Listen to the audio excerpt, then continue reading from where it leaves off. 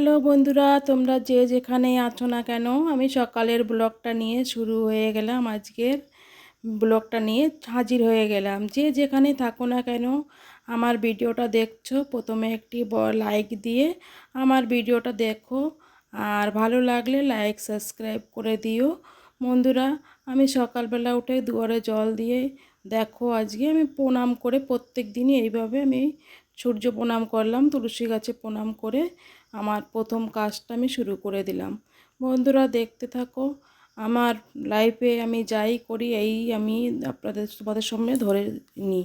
যে সকালবেলা স্নান দানটা করে এই যে রান্না বসিয়ে দিয়েছি, ডাল বসিয়ে দিয়েছি। এদিকে আমার ডালটা হয়ে যাচ্ছে, এদিকে আমার ভাতটাও হয়ে গেছে। আর এই ভাতটা পড়ে গেল, একটু ব্যস্ত ব্যস্ত করছি তো।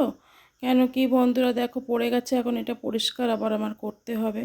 আমাদের মেয়ে মানুষের তো আর কাজের শেষ নেই। সকালবেলা একের পরে এক, তারপরে আমার এক গোপাল সোনা আছে, তাকেও সেবা পুজো দেওয়া, সবটাই আমার নিজেরই করতে হয়। আমার এত বড় একটা ঘরে সেই পুরো কাজ কাম যত যা আছে সব আমার নিজের হাতেই করতে হয়।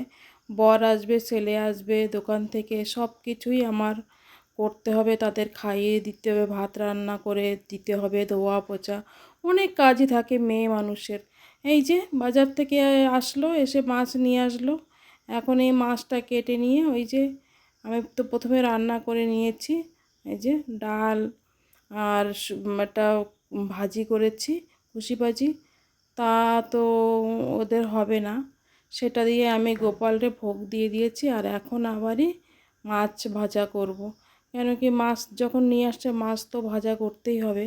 অনেক দিন পরে মাছ নিয়ে আসছে, মাছ ভাজা খাবে। তাই দেখো, যে খালি বললে তো হবে না। আমি খাবো না বলে যে যেদিন বা বররা খাবে না, এমনিতেই আমাদের ঘরে অনেক কম খাওয়া হয়।